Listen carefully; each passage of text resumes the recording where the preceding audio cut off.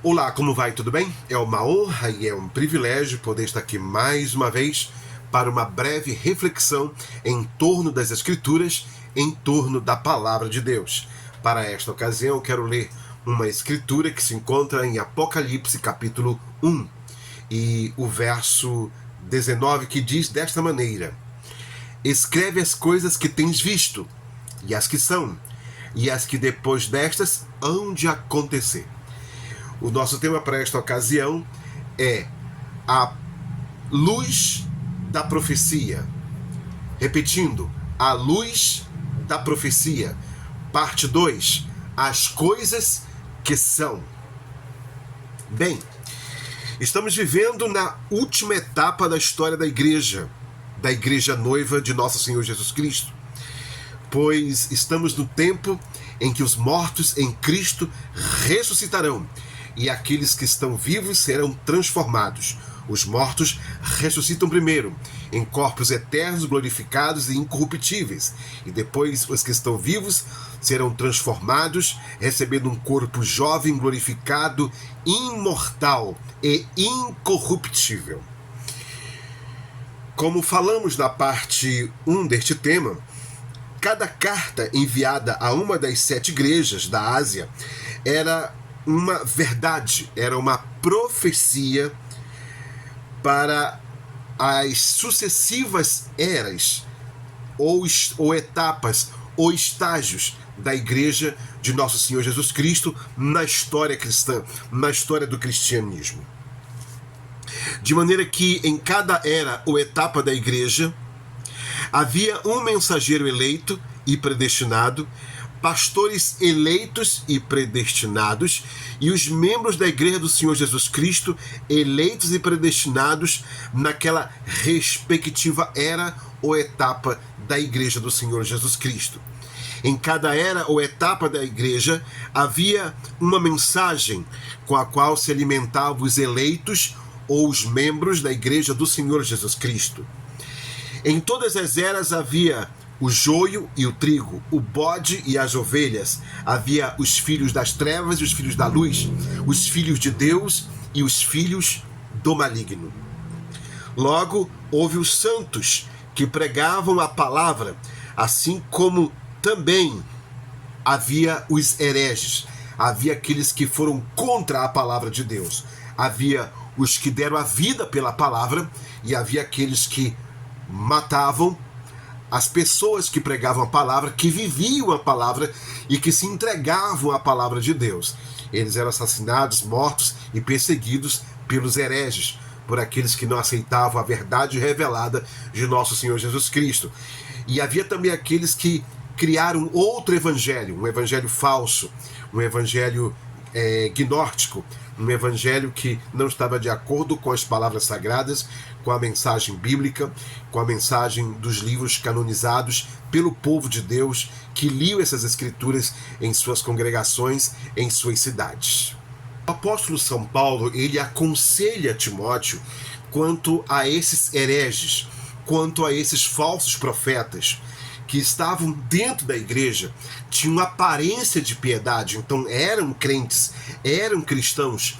E Paulo, ao escrever a Timóteo, na segunda carta, ele o orienta a que ficasse bastante atento ao surgimento, ao levantamento dessas pessoas. Em 2 Timóteo, no capítulo 2, verso 15, ele fala assim, procura apresentar-te a Deus aprovado, como obreiro que não tem de que se envergonhar e que maneja bem a palavra da verdade, mas evita os falatórios profanos, porque produzirão maior impiedade.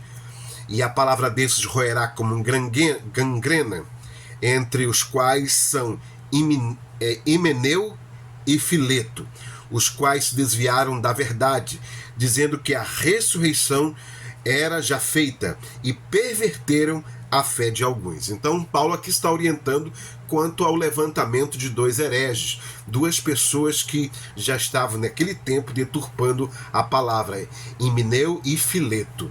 E Paulo orienta bem a Timóteo quanto a esses tais. Ou seja, que a igreja do Senhor Jesus Cristo havia vasos para a honra e havia também vasos para a desonra, como ele diz aqui no verso 19: todavia, o fundamento de Deus fica firme, tendo este selo: o Senhor conhece os que são seus, e qualquer que profere o nome de Cristo, aparte-se da iniquidade. Ora, numa grande casa não há somente vasos de ouro e de prata, mas também de pau e de barro, uns para a honra, outros, porém, para a desonra. E ele continua dizendo no verso 21, 2 Timóteo 2, verso 21, de sorte que se alguém se purificar dessas coisas, será vaso para a honra, santificado e idôneo para uso do Senhor e preparado para toda boa obra. E ele também orienta em Timóteo, no capítulo 2 Timóteo 3, capítulo 3, verso 1 ao 5, desta maneira, orientando a Timóteo: sabe, porém, isto, que nos últimos dias sobrevirão tempos trabalhosos, porque haverá homens amantes de si mesmo, avarentos, presunçosos, soberbos, blasfemos, desobedientes a pais e mães, ingratos, profanos, sem afeto natural, irreconciliáveis, caluniadores, intemperantes, cruéis, sem amor para com os bons, traidores, obstinados, orgulhosos, mais amigos dos deleites do que amigos de Deus, tendo aparência de piedade, mas negando a eficácia dela. Destes afasta-te. Então ele fala que essas pessoas, esses falsos irmãos, o joio, os bodes, eles se levantariam na igreja do Senhor Jesus Cristo, os falsos, tendo aparência de piedade, pareceriam com servos de Deus piedosos, mas suas intenções seriam malignas, seriam erradas. Também em Timóteo, no 2 Timóteo 4, no versículo 1 ao 4, diz assim: conjuro-te por diante de Deus e do Senhor Jesus Cristo, que há de julgar os vivos e os mortos na sua vinda e no seu reino, que pregues a palavra, antes a tempo e fora de tempo, corrijas, repreendas, exortes com toda longanimidade e doutrina, porque virá tempo em que não suportarão a sã doutrina, mas tendo coceira nos ouvidos, amontoarão para si doutores conforme as suas próprias concupiscências, e desviarão os ouvidos da verdade, voltando às fábulas.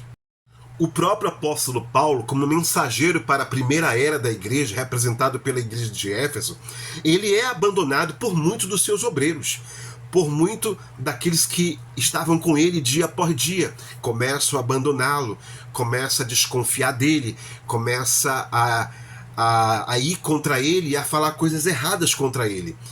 E ele vai fazer essa denúncia em 2 Timóteo, no próprio livro de 2 Timóteo, no capítulo 4, a partir do verso 9 até o 17, eu quero ler para vocês. 2 Timóteo 4, do verso 9 a 17. Procura vir ter comigo depressa, porque Demas me desamparou amando o presente século, e foi para Tessalônica, Crescente para a Galácia, Tito para a Dalmácia. Só Lucas está comigo. Toma Marcos e traze-o contigo, porque me é útil para o ministério. Também enviei Tíquico a Éfeso. Quando vieres, traze a capa que deixei em Troade, em casa de Carpo, e os livros, principalmente os pergaminhos. Alexandre Latueiro causou-me muitos males, o Senhor lhe pague segundo as suas obras. Tu guarda-te também dele, porque resistiu muito às nossas palavras. Ninguém me assistiu na minha primeira defesa, antes todos me desampararam, que isto não lhe seja imputado. Mas o Senhor assistiu-me e fortaleceu-me, para que por mim fosse cumprida a pregação e todos os gentios a ouvissem, e fiquei livre da boca do leão. Em João, primeira carta de João, primeira epístola de João, eu quero ler aqui para os irmãos, 1 João, no capítulo 2, 1 João 2, diz desta maneira, 1 João, no capítulo 2, e diz assim, no verso 18 e 19: Filhinhos, é já a última hora, e como ouvistes que vem o anticristo, também agora muitos se têm feito anticristos, por onde conhecemos que é já a última hora. Saíram de nós, mas não eram de nós, porque se fossem de nós, ficariam conosco. Mas isto é para que se manifestasse que não eram todos de nós. Também no capítulo 4 de 1 João, no verso 1 ao 3, amados, não creais a todo espírito, mas provai se os espíritos são de Deus, porque já muitos falsos profetas se têm levantado no mundo. Nisto conhecereis o Espírito de Deus. Todo espírito que confessa que Jesus Cristo veio em carne é de Deus, e todo espírito que não confessa que Jesus Cristo veio em carne não é de Deus, mas esse é o espírito do anticristo, do qual já ouvistes que há de vir, e eis que já está agora no mundo. Houve um poder, uma unção sobre os cristãos desta primeira era ou etapa da igreja. E em todas as eras, os cristãos em cada era da igreja receberam um poder, uma unção. E isso está representado em símbolos no livro de Apocalipse. O Senhor Jesus Cristo disse: eis que estou convosco todos os dias, até o fim dos séculos. O Senhor não abandona a sua igreja, não abandona aqueles que são fiéis, aqueles que vivem para a palavra e são fiéis às Escrituras, e que buscam viver as Escrituras e que buscam proclamar essas Escrituras sagradas e ser fiel ao nosso Senhor Jesus Cristo, o Rei dos Reis e o Senhor dos Senhores. E uma besta é um poder. Em Apocalipse 4, versículos 6 e 7, fala de 4 seres viventes, 4 bestas, ou seja, 4 poderes, 4 manifestações de poder. E diz aqui no capítulo 4, versos 6 e 7, e havia diante do trono um mar de vidro semelhante ao cristal, e no meio do trono e ao redor do trono 4 animais cheios de olhos, por diante e por detrás. E o primeiro animal era semelhante a um leão, e o segundo animal semelhante a um bezerro, e tinha um terceiro animal o rosto como de homem, e o quarto animal era semelhante a uma águia voando. 4 poderes. Estes 4 seres viventes são poderes que protegem a igreja noiva do Senhor Jesus Cristo e seus membros individualmente. Há 4 cavaleiros, ou seja, 4 poderes. É conhecido normalmente como os 4 cavaleiros do Apocalipse. São 4 poderes, poderes do mal, que vêm contra a igreja do Senhor Jesus Cristo durante 7 eras, durante toda a história do cristianismo até os últimos dias. 4 cavaleiros do Apocalipse que começam a cavalgar na primeira era e terminam na última era da igreja. E aí a gente vai tentar aqui falar nessa parte sobre esses poderes que lutam a favor da igreja e os poderes que vêm contra a igreja, que são os 4 cavaleiros de Apocalipse no capítulo 4. Claro que nessa reflexão falarei resumidamente. O primeiro cavaleiro, ele vem montado em um cavalo branco. E, na verdade, fala de uma igreja, de um poder eclesiástico, de um poder religioso. E ele vem vestido de poder de religião, como eu acabei de falar para vocês, em algumas passagens bíblicas. Paulo diz que eles têm a aparência de piedade, mas negam a eficácia dela. Então esse primeiro cavaleiro de Apocalipse, ele é um cavaleiro montado num cavalo branco, que é o poder religioso. Diz assim no capítulo 6, versículo 1 a 2. E havendo o cordeiro aberto um dos selos, olhei e ouvi, e um dos 4 animais, que dizia como em voz de trovão: vem e vê. Voz de trovão, a revelação. E olhei, e eis um cavalo branco, e o que estava sentado sobre ele tinha um arco, e foi-lhe dado uma coroa, e saiu vitorioso e para vencer. Ele tinha um arco, mas não tinha flecha. É um evangelho falso, é um outro evangelho. Como Paulo disse ainda, que desça o anjo do céu e pregue outro evangelho, que seja diferente do que eu vos tenho anunciado, que seja anátema. Então aí sai então esse cavaleiro, esse poder do mal na primeira era da igreja. Mas também vem um poder dos céus, o ser vivente semelhante a um leão. E isso dá ousadia, dá intrepidez, dá audácia, dá poder, dá força aos cristãos da primeira era e sabedoria para falar a palavra, uma palavra de poder. Ou seja, que a palavra de Deus, quando ela é falada, se calam todos sobre a terra. Então Deus levantou esses apóstolos e mensageiros na primeira era com a unção desse primeiro ser vivente, semelhante ao leão, um dos 4 seres viventes. O segundo cavaleiro vem montado num cavalo vermelho. E aí se une aí o primeiro cavaleiro com o segundo cavaleiro, ou seja, já se tem o poder religioso, essa falsa igreja, agora ela tem o poder político. Cavalo vermelho fala de poder político. Disse que o cavalo, uma besta, é um poder. Um animal é um poder. Então o cavalo vermelho é um poder político que dá à igreja o poder e a autoridade de matar os cristãos, de perseguir. E ele caminha, esse cavaleiro, na segunda, terceira e quarta era da igreja. Mais de 1000 anos aí, perseguindo os cristãos e matando todos aqueles que não aderem ao sistema dessa igreja falsa. E desde 390, do tempo de Santo Agostinho de Hipona, até 1520, muitos cristãos foram assassinados, foram mortos, porque não aderiram à fé da falsa igreja. E diz assim, em Apocalipse, no capítulo 6, no verso 3 e 4, sobre este cavalo: e havendo aberto o segundo selo, ouvi o segundo animal, dizendo: vem ver.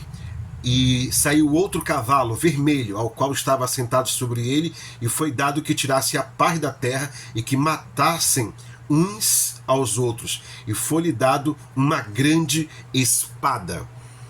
Poder político. Uma grande espada, poder político. E saiu para matar, para tirar a paz da terra, a paz dos cristãos. Esse cavaleiro cavalgou três eras, a segunda, a terceira e a quarta era da igreja, mas veio um poder para ajudar os cristãos, e o poder desse segundo ser vivente, semelhante ao bezerro, que deu aos cristãos desse tempo o poder de entregar suas vidas por amor ao Senhor Jesus Cristo e ser sacrifício, derramar o seu próprio sangue pela fé em Jesus Cristo, por amor à palavra, para a propagação do Evangelho do Senhor Jesus Cristo. Então há um terceiro cavaleiro, e esse terceiro cavaleiro é o cavalo preto, montado em um cavalo preto. Lembre-se que essa igreja já tem o poder religioso, já tem o poder político, e o cavalo preto é o poder econômico, o poder financeiro.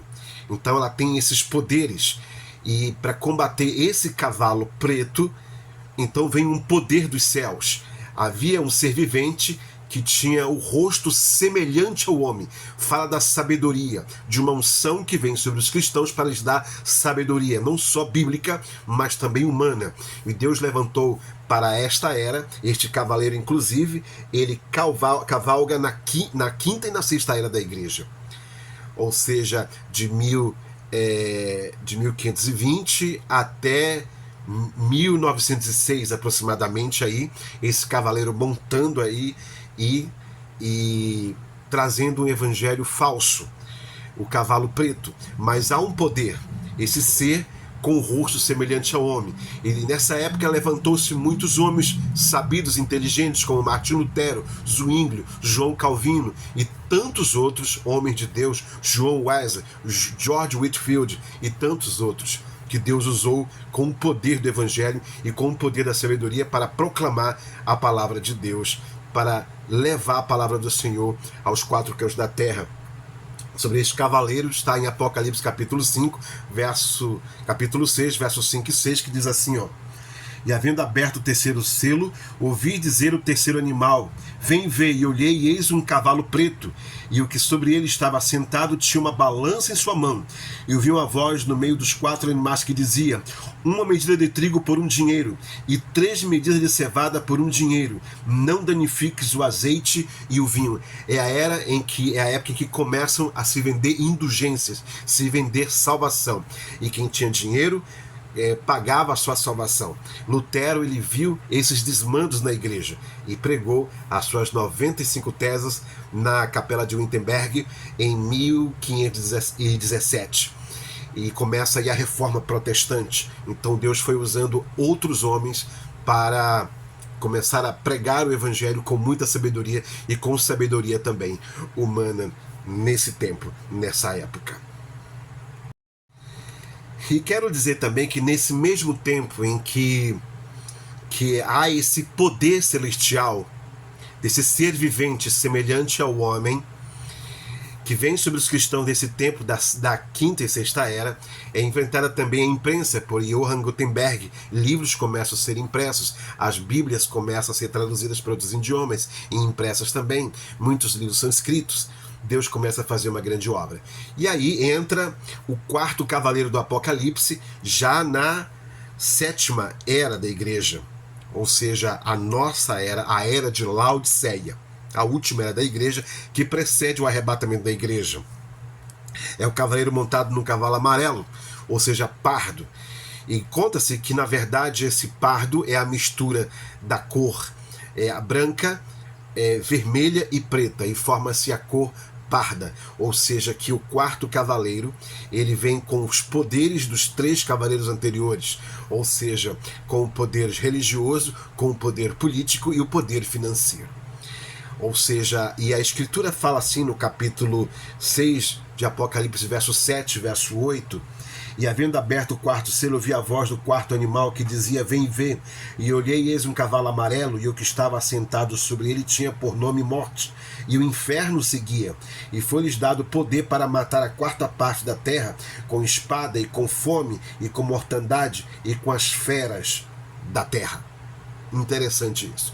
É simbólico, não temos como, nesse momento, falar a vocês tudo, mas participe de nossas reuniões e teremos o prazer de expor essas verdades para você no nome de nosso Senhor Jesus Cristo. Então, houve um poder, há um poder que vem também nessa última era, que é o quarto ser vivente semelhante a uma águia voando. E o que é esse quarto ser vivente? É o poder da profecia, porque a águia, ela simboliza um profeta, e a voz da águia é a voz da profecia. Então, nesses últimos dias, haverá a voz da profecia que dará força aos crentes para enfrentar esse cavalo amarelo, que tem esse poder religioso, é mesclado com poder religioso, político e financeiro também. A igreja de Laodiceia diz: rico sou e de nada tenho falta. É uma igreja poderosa que expulsa Cristo, mas Cristo, ele diz assim: eis que estou à porta e bato. Se alguém ouvir a minha voz, ou seja, a voz da profecia, porque Jesus Cristo é a nossa águia, ele é a palavra de Deus, o verbo encarnado, e por ele sai a voz da profecia, a voz da palavra que dá poder à igreja do último dia, à igreja do pré-arrebatamento. Portanto, não deixe de escutar a profecia, não rejeite a voz de Cristo, não rejeite a mensagem de Deus para o tempo que te corresponde viver. Por isso, meu amigo, ouça a profecia, não a rejeite. Em 2 Pedro 1,19 fala desta maneira: e temos muito firme a palavra dos profetas, a qual bem fazeis em estar atentos, como a uma luz que ilumina em lugar escuro, até que o dia amanheça e a estrela da alva apareça em vossos corações. Que Deus em Cristo vos abençoe e até a nossa próxima reflexão. Olá, você quer aprender as profecias? Faça-nos uma visita. Visite nossa congregação que se localiza na rua Milton Moraes, número 47, Riacho Doce 2, na Cidade Nova, cidade de Manaus. Nós teremos o prazer em recebê-lo para ouvir conosco as profecias, estudar a palavra de Deus conosco. É tempo de estudar a palavra, é tempo de se voltar para as Escrituras, para a palavra de Deus. Teremos o prazer em te receber, será uma honra, no nome de nosso Senhor Jesus Cristo.